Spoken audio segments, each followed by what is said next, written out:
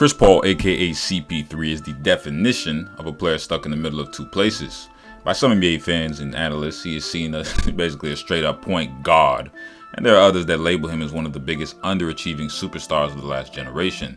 Now, CP3 has had his fair share of failures, that is most definite. However, we must not ignore some key facts. Some facts I'm about to drop to dead the myth that CP3 is a playoff choker, and also why he is probably the single most important player that the Rockets have when it comes to competing with the Golden State Warriors. Now, before I get started, I just want to give a major shout out to all the loyal subs for, showing all the love, and I appreciate it as always. And make sure to hit that subscribe button if you are new to the channel so you can keep getting this heat. Let's get it.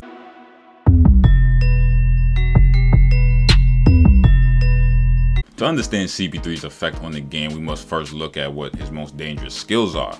Now, CP3 can thread the needle better than almost anyone in the league, with Rondo being the possible tie, and can control the pace of the game, which is key and a prime example of the importance of controlling the pace. You can go look back at the 2018 first-round matchup between the Blazers and the Pelicans, where we saw Rajon Rondo beautifully control the pace of the game, forcing Lillard and McCollum to basically become jump shooters purely in half-court sets.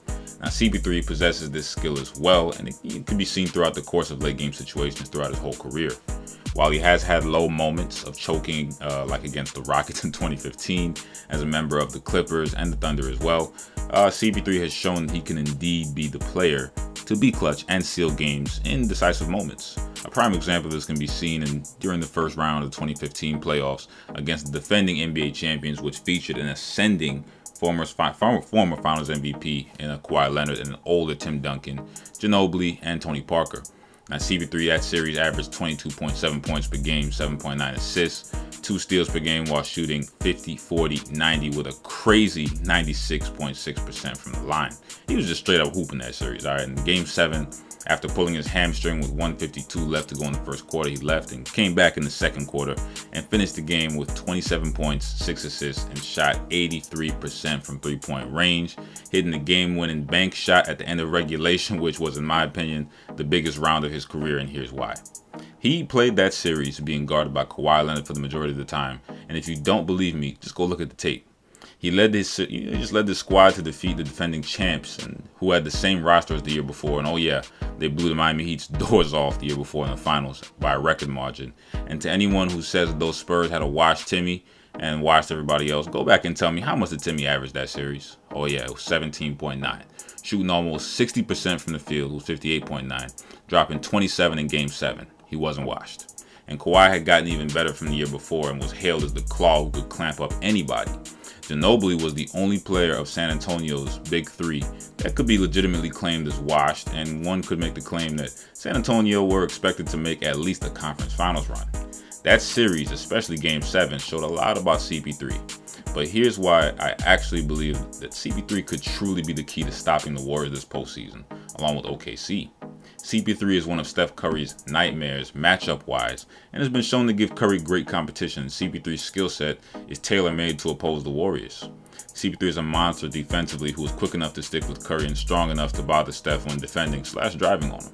CP3 is also considered by many, including myself, to be a better point guard specifically for many years, and to be honest, Steph Curry in my all-time list is actually higher than CP3 due to his winning effect on the game. However, here's why I believe CP3 is better than Steph, and why I believe that he could lead the Rockets to be scary versus Golden State if healthy. Steph and Curry, when they face up, actually sees a significant dip in his numbers in the regular season, putting up about 20.8 points per game, 6.2 assists, 91% from the free throw line, 44.7% from 3, 1.8 steals, and 3.6 turnovers per game.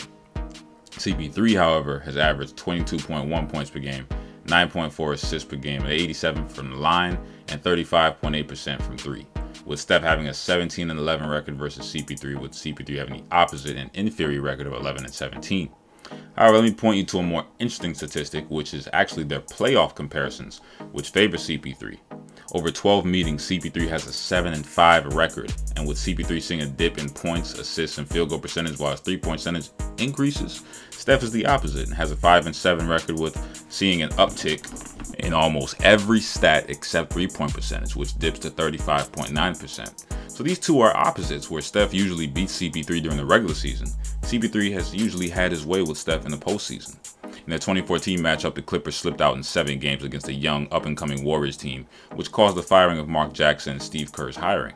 Steve Kerr's understanding of the game and championship experience from multiple franchises unlocked the Warriors' offensive potential, which led to the unleashing of Steph Curry, aka Chef Curry with The Rock, which led to 2 MVP seasons as well as a championship in 2015. Now, CP3, on the other hand, did not receive the blessings of a good coach, and in no way, shape, or form is this an excuse for his choking. But let me ask you this. Did you guys know that in all of NBA history, there have only been 11 occasions where teams have lost a 3-1 lead? Well, what if I told you that Doc Rivers, head coach of the Clippers at the time, owned 2 of these 11 momentous occasions all to himself? Well, the Clippers were 1 wing and a better coach away from truly contending for titles. And with Doc Rivers being the president, GM, and head coach, having complete control over all the Clippers moves, CP3 was finally forced to make the move to Houston, where he coincidentally was finally able to reach the conference finals once leaving the Clippers. Now, this move to Houston is probably a move he should have made years ago because it has paid dividends since he arrived to the Rockets. While I personally believe that Golden State would have beaten Houston in last year's playoffs in 5 games if Iguodala was healthy, I definitely believe that CP3's injury in Game 5 saved the Warriors from a potential conference finals exit. This is because CP3 was balling out of his mind, hitting double pump threes and whatnot, showing the world that he is very much a big-time performer. And went down with a hamstring injury again in Game 5. In Golden State, they made a comeback to eliminate the Houston Rockets in 7. So why is CP3 so important for Houston beating Golden State? It's because Houston has the ability to genuinely control the pace versus a Golden State team who has more holes than ever before. While I don't believe that Houston will beat OKC, I do believe they match up very well with Golden State, and that's primarily due to Steph, Dre, and Boogie.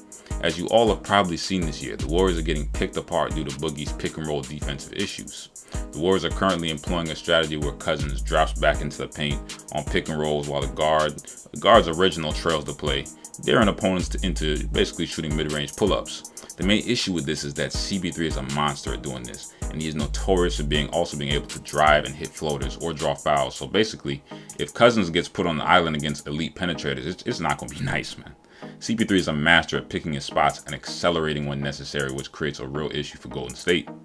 Golden State already had a main objective of hiding Curry on defense, who puts in good effort, but against the best offensive perimeter players in the league is usually targeted. With Boogie on the court, that gives them 2 people that they have to hide, as well as Draymond Green looking like he has regressed to a degree. Something about his shuffling, his finishing, and his shooting is just off this year, and he's really been, this has really come at the wrong time in terms of contract talks. The point is, the Warriors truly have a bevy of defensive issues to work out before CP3, who has extreme court vision, pacing ability, and is a shot maker, and he's just a straight up dog when it comes to wartime. And he's leading the Rockets on the other side, which frees up James Harden to do his job and just score. CP3 went down and James Harden was forced to play the point basically with no CP3 in Game 7, and he could not knock anything down from outside along with the rest of the Rockets missing 27 straight 3-pointers. To paint the picture clearly as to why they missed so many, just imagine being told to be at a certain spot and just be ready to shoot with a point guard who will deliver the ball on the money every time, and is also someone who the defense has to collapse on because of his skills to finish. That opens up opportunities to kick to open shooters. Go back and look at that night. Almost every 3 they took was well contested, which also didn't help because of them having dead legs from covering the highly mobile Warriors. Alright, now just to show you how valuable CP3 is at getting shooters going. Before CP3's injury this season, PJ Tucker was averaging 41% from the field and 40% from 3-point range. During CP3's absence, he was shooting 27% from deep, and since CP3 has returned, he has been shooting 35.3% from 3-point territory. Now, CP3 is a master at knowing where guys like to receive the ball, and this is key because as a shooter, receiving the ball in the right spot and on time, well, it's just going to give you that confidence, man. That swagger to make you feel like everything leaving your hand is just straight Aquafina. Now, understand this. CP3 showed us with his picking apart of the Warriors that he's an extremely intelligent basketball IQ-wise player, along with Rondo and the understanding of how to pick apart teams like those. While I don't have the Rockets beating the Warriors guaranteed, understand that the Warriors will definitely have issues defensively in the postseason if Draymond cannot get back into old form, and if they can get DeMarcus Cousins to play better pick-and-roll defense. We will see teams like the Rockets and Thunder give Golden State hell. CP3 is one of my favorite players to watch, and it's just really going to be interesting to see how he handles himself to thrive in the postseason. This will definitely be a lit playoffs, and thank you for all making it to the end of the video. Definitely subscribe if you haven't subbed yet, because I have more heat dropping soon. I always appreciate the love and support, you know, and you already know to never be mad at me, but to be mad at yourself for being an underachiever. Later.